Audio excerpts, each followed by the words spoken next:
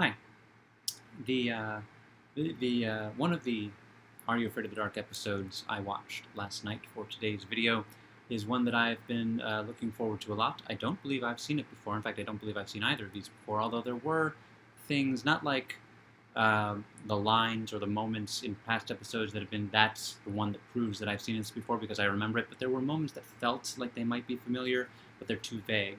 But the first one was Watcher's Woods, and I've been looking forward to it because whether I've seen it before or not, it is the first time watching it and knowing who Jewel State is. When she was in this, she had not been on Space Cases yet because Space Cases hadn't happened yet, and she definitely had not been on Firefly, as I'm going to say Kaylee.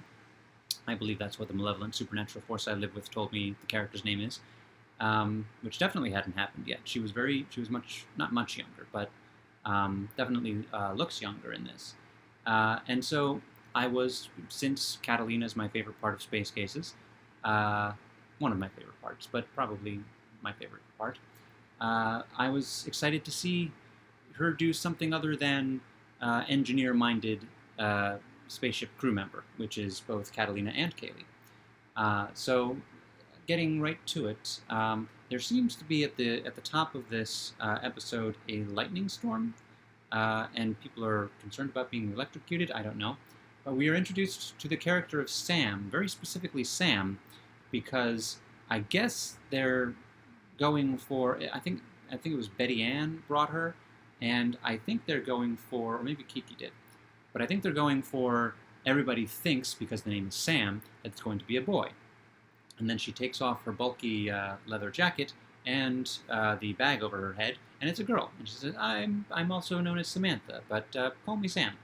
And at the end of the episode, someone makes a crack at it's going to be hard to look at someone like you and think of you as Sam, which, I've mentioned what seemed to be queer coding in past episodes, and that probably is the writers saying just because you have an impression about somebody based on their name doesn't necessarily mean that's all there is to figuring that person out. So that's what I got from that.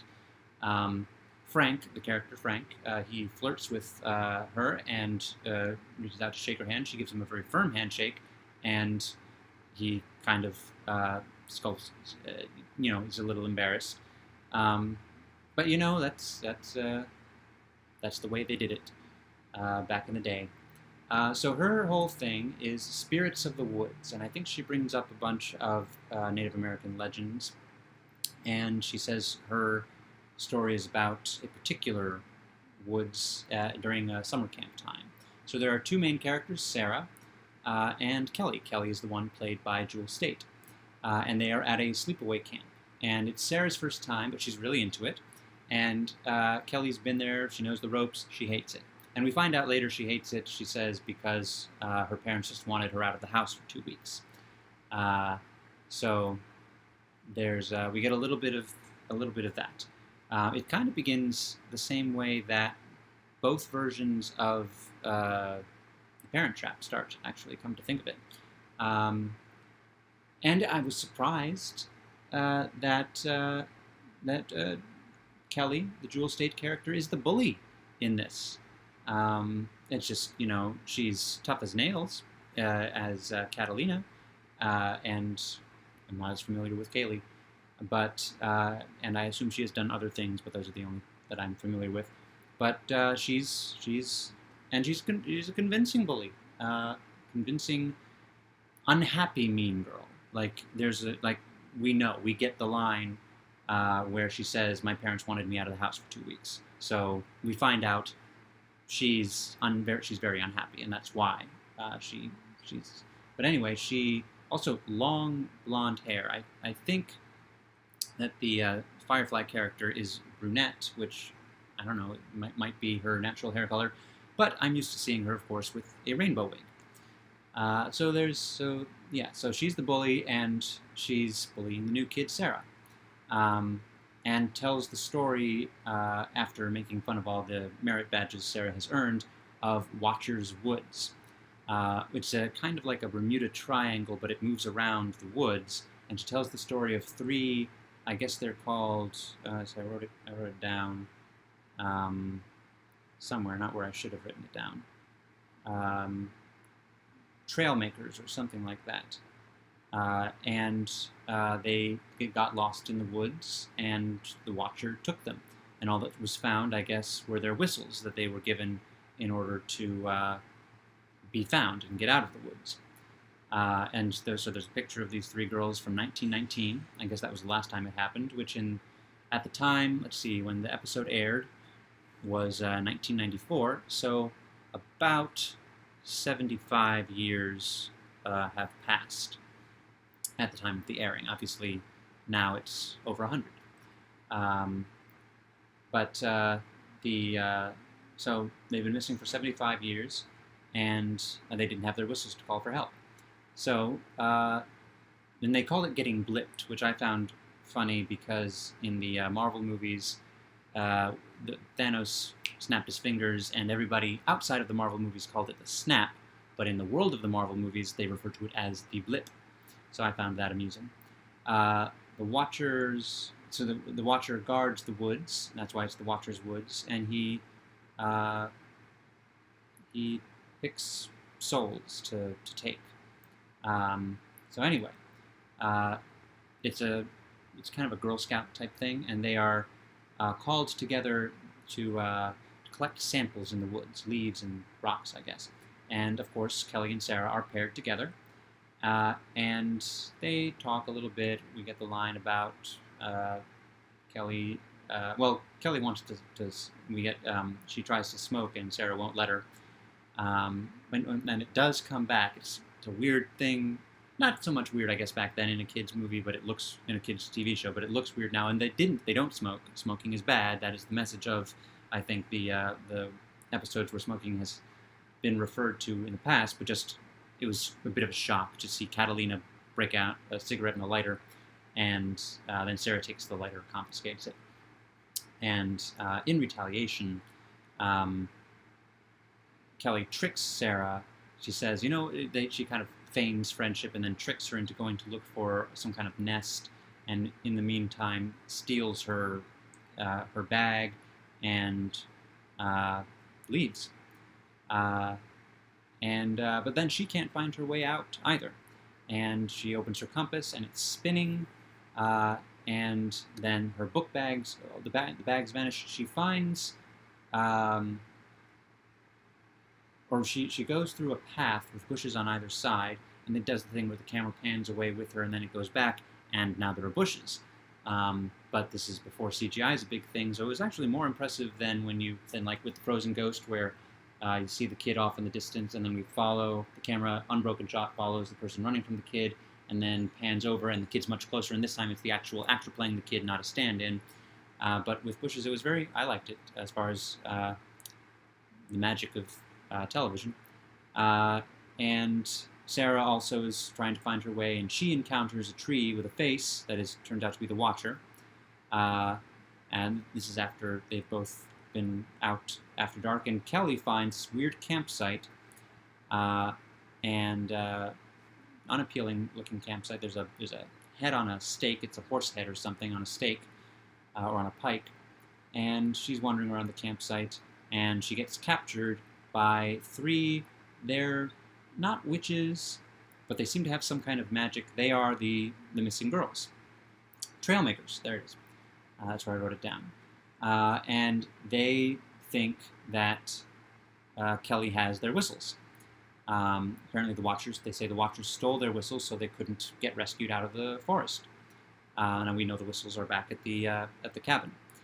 Now, it is established early on that Kelly is afraid of rodents, and so the three women threaten her with a bucket of rodents after kind of feigning letting her go, because she says, "I know where your whistles are. I can go get your whistles." And they feign let her go, and then they trap her in a cage made out of sticks. It's the kind of thing that looks like even a little girl could lift it up and get out of it, but maybe it's magic. I don't know. Also, there's no plot. There's no story if things like that happen, and she's maybe not thinking clearly. little girl lost in the woods. So let's see. And meanwhile, the face appears in a puddle to Sarah. Sarah finds the camp, and then all right, okay. So she finds the camp, and she tells the three women, "Actually, I do know where your whistles are. I'll go get them." And they say, "Well, we have your friend. She will die if you don't bring back the whistles before the sun comes up." So let's see. Sarah's running back toward the campsite to get the whistles, and she trips, and there's another skull, and the skull rises up, and there's kind of a robe made out of leaves, and it becomes the Watcher, and she threatens the Watcher with the lighter that she confiscated, and the Watcher says, "I'm not afraid of fire, you can't hurt me," and she says, "Well, I can burn down your forest," and it's another kind of shocking thing that someone would threaten to do that nowadays. Back then, it was not as shocking, and it's a really great strategy, in my opinion. What's the Watcher's woods without the woods?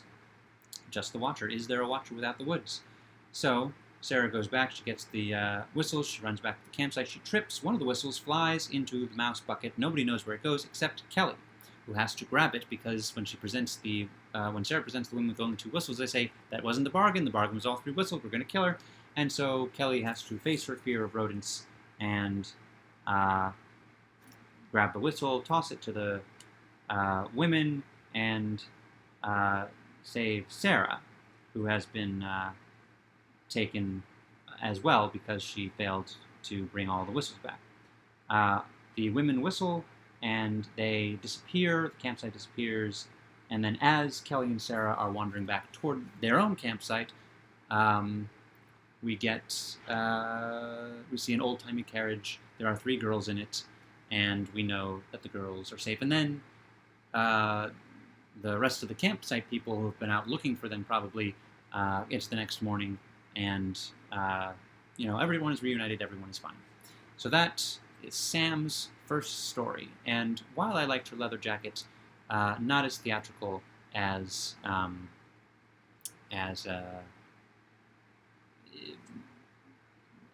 Rachel? No, Kristen. I think Rachel is the actor's name and also the name of the character in Animorphs, who is the tall blonde. Anyway, Sam's first story. Not bad. So the next one, The Phone Police, is Tucker's second story. And he literally phones it in. They've got one of those big 90s walkie-talkie-like cell phones, and Gary hooks it up to a speaker on the main seat, and Tucker calls in. And in a very prophetic premise to the story, he's talking about the phone is the scariest thing in your house. Now we would say it's the scariest thing in your life. Because you, through a phone, and this was even not pre-internet, but pre-ubiquity of the internet. Through the phone, you connect to the outside world. You let people in without physically letting them in, and you let them into yourself as well, is kind of the gist, I think, of what he was going for. So the story itself opens in this, what struck me as a strangely German expressionistic house. 2 boys. They are Jake and Chris, and they're making prank phone calls. There's the classic, "Is your refrigerator running?" call. And they're trying to one-up each other. And then Jake's older sister, Annie, comes in, and she says, "You shouldn't be making prank calls. You might get taken by the phone police." And she tells this phone police urban legend about a kid named Billy Baxter, who was making prank calls and got taken by the phone police. So Marcus, of course, decides to look up Billy Baxter in the phone book. And he finds him, but there's only 6 digits to his number. Now, even back then, phone numbers were supposed to be 7 digits. He calls the 6 digits, gets a kind of vague, echoey, staticky connection to Billy Baxter, and he's kind of freaked out, so he hangs up. But Billy Baxter keeps calling him back over and over again. And there was one part where Jake was kind of fed up, and it looked like he was trying to pull the cord out of the part part of the phone that you hold to your head, the actual phone. But it looked like he couldn't do it, and so he just tossed it and then pushed the cradle away as well. And I feel like he was supposed to pull the cord out, but then the actor couldn't do it and just gave up and did something else, and they went with it. Kind of like I often thought during Wishbone that Soccer the dog did something and the cast just reacted, and it wasn't out of place because it's about a dog, so they just kept it in. So anyway, the calls continue, even at a payphone. So Jake and Chris visit the phone company. It just literally says phone company. It's a big building, big office, says phone company, and say to the receptionist, this phone number, we having trouble with this phone number. She says that phone number's been disconnected. But they say, no, it keeps calling us. I called it, I got someone, it keeps calling us. And she said, oh, well, she tells them to go to the basement to deal with that. And in the basement, I guess I missed when Chris hid behind something, but Jake meets this older gentleman behind the desk and tells his story, and then gets arrested by some very stormtroopery phone police, literal phone police. And he gets put in a cell, and Chris escapes, goes to Annie, and tries to explain what's going on, but she has forgotten that Chris and Jake even exist, and she wonders, what are you doing in my house? Chris tries to show her Jake's bedroom. It's some kind of storage room. No parents in this one. So now the phone police story, but Annie recalls, Chris says, you told us about the phone police, and Billy Baxter says, no, the phone police, the way I heard it's about Jake something. She might say Jake O'Brien. O'Brien, I think, is still her last name, but anyway. Chris looks up Jake in the phone book, finds Jake there with a different 6-digit phone number, and calls him and says, this is what's going on. And I think Chris has received a phone call in the cell from Billy, who's mocking him because he can't call out. He can only receive calls. So Chris calls him and says, it's all so weird, but I think I've got a plan. And so Chris goes back to the phone company, and he goes to a payphone and dials the number of Jake in his cell. And then he puts a rubber band over the receiver so he can put the phone back on the hook, but it won't end the call. And I guess this is before call waiting, voicemail, and leaving a message, because it just keeps ringing. And Chris makes his way back down into the basement, kind of sits and watches while the old man who's calling to Jake in the cell, because he knows where the ringing is coming from, says, answer the phone. Why won't you answer the phone? And the old man goes to investigate, and Chris, meanwhile, creeps behind him, puts a little stick in the door so the door won't close and lock. When the old man opens the door, Jake is down on all fours right in front of the door, and Chris pushes the old man over Jake, trips over Jake, and now he's in the room, and then they both come out, and then they slam the door, and they're trying to get out. But then there are still the other phone police who, when they're called down there, they kick the stick out of the door closes and locks. So now Jake and Chris are stuck, and the door is locked, and they just run around. It's one of those, are you afraid of the dark? They got to run around for a while to fill out the runtime. And eventually they climb up through the sewer grate. They come out through a manhole cover. And let's see, so there's that. They run home, and the phone police in their green flashing lights truck follow them. And Chris and Jake get in the door. Annie recognizes them this time. But then somebody comes to the door, knocks on the door, rings the bell. And Annie opens it because she doesn't believe it's the actual phone police. And someone says, "Do you need a pizza?" And I think we're supposed to recognize it as one of the phone police. But it's pizza. And Annie says, "We didn't order pizzas." Oh, I got the numbers mixed up. See, house numbers instead of phone numbers, but still numbers. He leaves, and then we see Jake and Chris relaxing in the bedroom, but through their window we see him take the pizza insignia off of the car, and it's the phone police. But I guess they're going to leave him alone. And so, of course, as the story ends, we're back with the Midnight Society. Whenever the storyteller or one of the Midnight Society is not there, they really are there. And at the end, Tucker sneaks up on Frank and freaks him out, and then probably runs off, and Frank runs after him. I forget exactly if that happened, but pretty sure it does. So that's those two episodes. Again, I don't think I've seen either of them, but something about them might have. Maybe I only saw them once and I saw the others multiple times. I don't know. But I have seen the Tale of the Dollmaker, which is the very next one. And I think I've seen the Tale of the Bookish Babysitter. I'll get back to you on that. They are both Betty Ann stories. I'm really looking forward to rewatching the Tale of the Dollmaker. And I will talk to you after I do. Pleasant dreams, everyone.